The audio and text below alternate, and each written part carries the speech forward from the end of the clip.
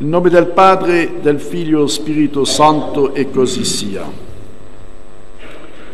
Se qualcuno viene a me e non odia suo padre, sua madre, sua moglie, suoi figli, suoi fratelli e sorelle, e anche la sua propria vita, non può essere il mio discepolo. Per l'uomo di strada non sono solo parole forti, ma anche, possiamo dire, parole incomprensibili.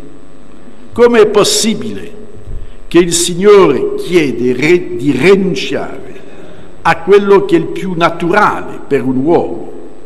Sembra una pazzia, sembra che c'è una contraddizione fra la fede e la ragione. Che c'è di più naturale che l'affetto dei suoi? E c'è anche il comandamento del rispetto, amare i genitori, anche il dovere, certamente, di curare la sua propria vita, il corpo. Allora, com'è possibile che il Signore chiede questo? L'amore è di ordine naturale, la carità è dell'ordine soprannaturale. E che cosa ci chiede il Signore? Con la carità, l'amore di Dio al di sopra di tutto. Niente può essere al di sopra dell'amore di Dio. E quando nostro Signore ci dà questo nuovo comandamento di amare Dio al di sopra tutto, non finisce qui, perché dice di amare il prossimo, ma per amore di Dio, per amore di Dio. Dunque il Signore non ci invita a un amore umano verso il prossimo, ma veramente un amore soprannaturale, l'amore per amore di Dio. E questo è importante, perché sappiamo che la carità fraterna non è sempre facile. Qualche volta veramente umanamente non sappiamo come fare per superare certe difficoltà, ma se restiamo a un livello puramente orizzontale, umano, non c'è soluzione e dobbiamo alzarsi al livello soprannaturale, dunque amare il prossimo per amore di Dio, perché Lui stesso lo chiede. E questo nella vita può capitare che qualche volta, per fedeltà a Dio, per fedeltà alla volontà di Dio, all'amore di Dio, può essere di ostacoli da parte dei nostri cari. E quello vale per tutti. E dunque non può esistere un ostacolo che ci impedisce di amare Dio e di fare la sua volontà. E questo a tanti livelli. Dobbiamo essere sempre pronti a tutto per conservare la fede, perché non c'è amore di Dio senza fede, e anche per difendere la fede, perché chi può dire io amo Dio e si vede la fede offesa? Dobbiamo certamente, per amore di Dio, difendere la fede. La fede esige la carità. Se non c'è carità con la fede è morta. Fede morta che serve a ben poco. Dunque non si può mai separare la fede dalla carità. E dunque chi vuole seguire nostro Signore per essere il suo discepolo, qui spesso, giustamente, si pensa alla vocazione religiosa o sacerdotale, ma non solo questo, vale per tutti, senza eccezione. Se noi vogliamo seguire nostro Signore, dobbiamo essere pronti a rinunciare a tutto, anche a quello che ci può sembrare più naturale. Questo per seguire il Signore. Certamente il Signore è esigente, questo è evidente, e Dio è al di sopra di tutto, è per il nostro bene che nostro Signore vuole che noi l'amiamo e lo seguiamo. Dunque per questo dobbiamo essere pronti di superare tutti gli ostacoli. E poi certamente, come ho detto, si applica alla vocazione sacerdotale, alla vocazione religiosa. Che cosa c'è di più bello su questa terra, in questa vita, che consacrare la propria vita al servizio del Signore? Non c'è niente che può essere paragonato a questo. Rispondere alla vocazione è quello che può dare su questa terra a un uomo la più grande soddisfazione. Sappiamo bene che la carne e il mondo sono un peso, un ostacolo per servire il Signore, per il servizio del Signore. Chi vive nel mondo, è San Paolo che lo dice, devono portare il peso della carne e del mondo, rinunciare al mondo, rinunciare alla famiglia. Ci dà la libertà, la vera libertà dei figli di Dio, la libertà di servire nostro Signore senza ostacolo. Chi vive nel mondo certamente è molto più vincolato per tante cose, e poi sappiamo che l'ostacolo alla vera libertà è il peccato. Allora è chiaro che chi risponde alla vocazione, non dico che non pecca più, ma almeno normalmente protetto, e deve vivere fuori il mondo e dunque sente meno il peso del mondo, il peso della carne. Dunque certamente si deve riflettere prima di cominciare a impegnarsi per la vita, specialmente i giovani. Si deve riflettere e pensare alla vocazione, farsi la domanda: che cosa vuole il Signore da parte mia? È quello che è importante, non è quello che io voglio fare, ma è quello che il Signore vuole che io faccia. Perché non dimenticare che la vocazione è prima di tutto una chiamata del Signore, e dunque noi dobbiamo certamente chiedersi: mi chiama il Signore? Mi vuole al suo servizio?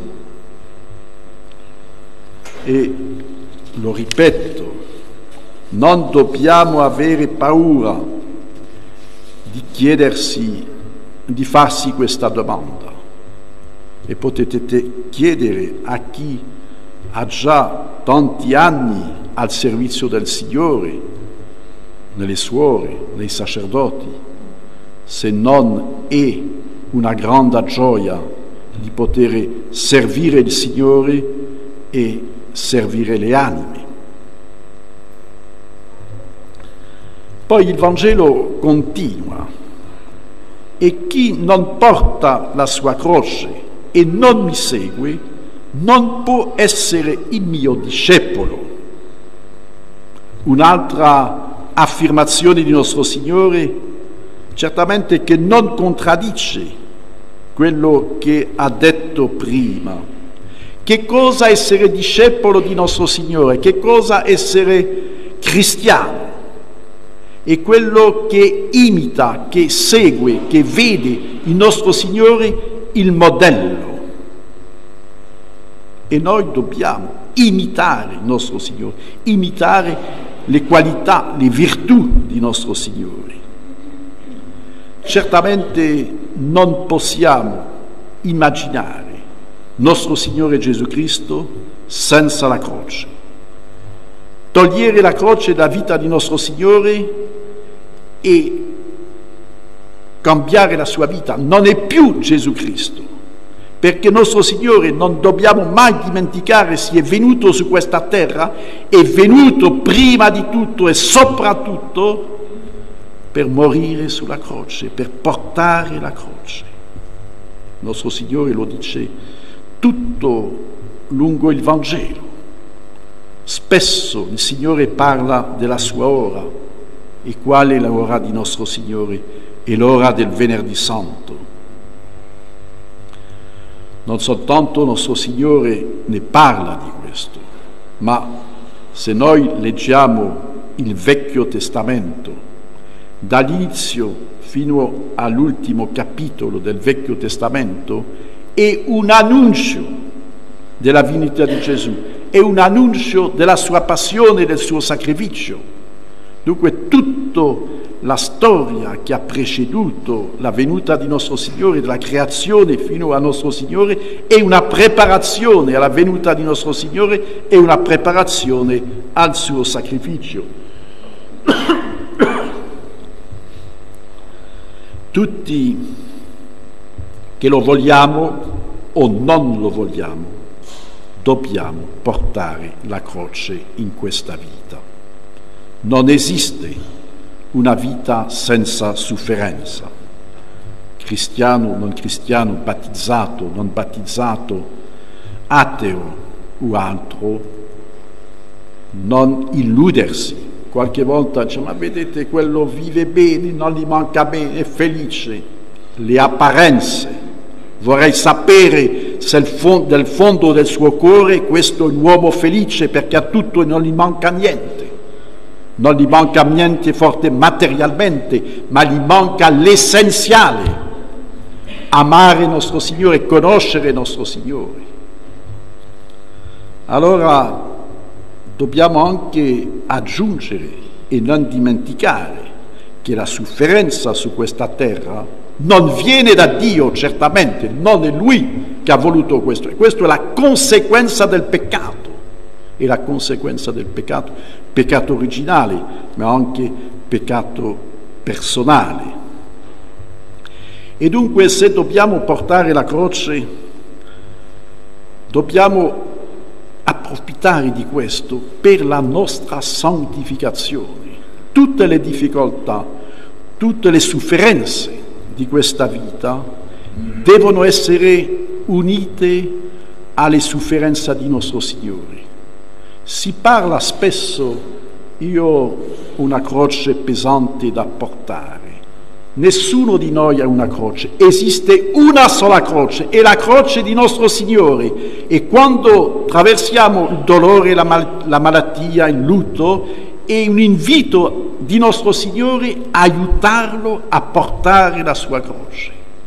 Dobbiamo trasformare le nostre sofferenze, le nostre prove nella croce di nostro Signore. Prima è molto più facile a portare e a offrire, e poi porta dei frutti, porta dei meriti, e collaboriamo così con nostro Signore all'opera della redenzione, all'opera della salvezza delle anime. Dunque profittiamo bene di quello che nostro Signore ci dice, portare la croce. Poi nostro Signore dà due esempi, quello che deve costruire la casa, quello il re che deve fare la guerra, e che cosa dice? Siete prudenti, attenti, vi sedete, riflettere, chiedete consiglio, e questo vale per ciascuno di noi. Attenzione! Prima di prendere delle decisioni, prima di prendere iniziative, dobbiamo essere prudenti, riflettere, pesare il vantaggio e i svantaggi e soprattutto sapere chiedere consiglio. Spesso, se riflettiamo nella nostra vita, i problemi che abbiamo o che possiamo incontrare, qual è l'origine? Abbiamo deciso da solo, senza chiedere consiglio, senza neanche pregare, chiedere la luce al Signore. perché quello che è venuto in prima è la nostra propria volontà, quello che ci piace, e abbiamo dimenticato di chiedersi: questo è veramente la volontà del Signore? E dopo il Vangelo, questo pezzo che abbiamo letto del Vangelo, nostro Signore dice: chi non rinuncia a tutto quello che ha non può essere il mio discepolo. Anche qui nostro Signore vuole che tutto il nostro cuore, tutta la nostra persona sia totalmente al suo servizio. Sappiamo troppo bene come i beni di questa terra sono un ostacolo per servire totalmente, pienamente, fedelmente nostro Signore. Si vede nel mondo dove c'è più benessere, più facilità di vita, meno c'è fede. E questi ultimi anni abbiamo visto dei paesi molto poveri, certamente poveri, ma molto cristiani. E poi il benessere è entrato e proporzionalmente la fede si è abbassata. Allora anche qui dobbiamo essere generosi con il Signore. Certamente dobbiamo vivere, abbiamo una famiglia, dobbiamo mettere nella famiglia, ma non essere attaccati ai beni di questa terra, essere distaccati, essere generosi, perché dove c'è questo attaccamento ai beni di questa terra c'è poco spirito di sacrificio, e il spirito di sacrificio è la caratteristica del cristiano. Non c'è cristiano senza sacrificio, senza la pratica quotidiana della vita di sacrificio. E poi dice: ma noi abbiamo bisogno di questi beni per mantenere la famiglia, ma non dimenticare la provvidenza che può fare molto di più che tutte le ricchezze di questo mondo. Basta pensare a quello che durante la storia della Chiesa hanno potuto fare i santi. Loro che avevano niente, rinunciato a tutto, hanno fatto opere colossali. Pensiamo a San Giovanni Bosco, che non aveva niente, e durante la sua vita quante opere, quante case ha aperte. Ecco dunque le parole di nostro Signore, esigente certamente, ma la vita cristiana è esigente. Certamente non c'è vita cristiana senza la croce, senza spirito di sacrificio. Dunque queste parole di nostro Signore certamente sono prima di tutto un invito a riflettere bene sulla vocazione religiosa, vocazione sacerdotale. Penso che un giovane che non è sposato non soltanto può, ma ha il dovere di chiedersi se il Signore non lo chiama al suo servizio. È il minimo che possiamo fare per il Signore, farsi questa domanda, riflettere, pregare, chiedere consiglio e poi avere il coraggio di seguire quello che il Signore vuole. E poi non dimenticare che anche queste parole di nostro Signore su rinunciare a tutto, preferirlo al di sopra anche della famiglia, degli amici, dei cari, vale per tutti. Che se vediamo prima di tutto la fede, certamente è quello che conta. E questo, quello che abbiamo detto, sono i fondamenti della vita cristiana, fondamenti della santità. Certamente questi giorni viviamo giorni molto tristi per la Chiesa. C'è questo sinodo che ci spaventa. Oggi questa detta canonizzazione di Paolo VI autore della Nuova Messa e di tante altre cose. Che cosa noi possiamo fare? Beh, vi invito a leggere l'intervista pubblicata ieri del nostro superiore generale, dove lui parla chiaro. Certo, dobbiamo difendere la tradizione, la verità, la dottrina, questo è fondamentale, ma dobbiamo santificarsi. Senza la santità non c'è uscita di questa crisi della Chiesa. È quello che ci insegna 2000 anni di storia della Chiesa. Solo la santità ci farà uscire di questa crisi. E la santità da chi dipende? Da ciascuno di noi. Da ciascuno di noi. Non dobbiamo pensare al vicino, a quello che è dietro, quello che è davanti. Dobbiamo pensare, io faccio di tutto per la mia propria santificazione.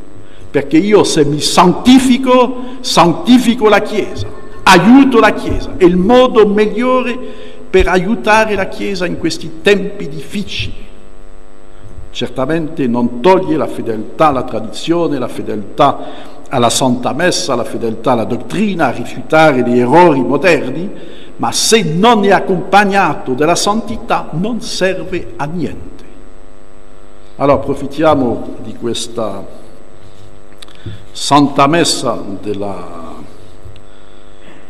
questo santo, anche San Gaudien, Denso, patrono di Rimini, per chiedere anche a lui che ci aiuta in questi giorni a essere fedeli all'insegnamento di nostro Signore, a essere fedeli al Vangelo, quello che ci chiede nostro Signore per il bene della nostra anima, per la salvezza della nostra anima, per la nostra santità e per il bene della Chiesa. In nome del Padre, del Figlio e dello Spirito Santo, e così sia.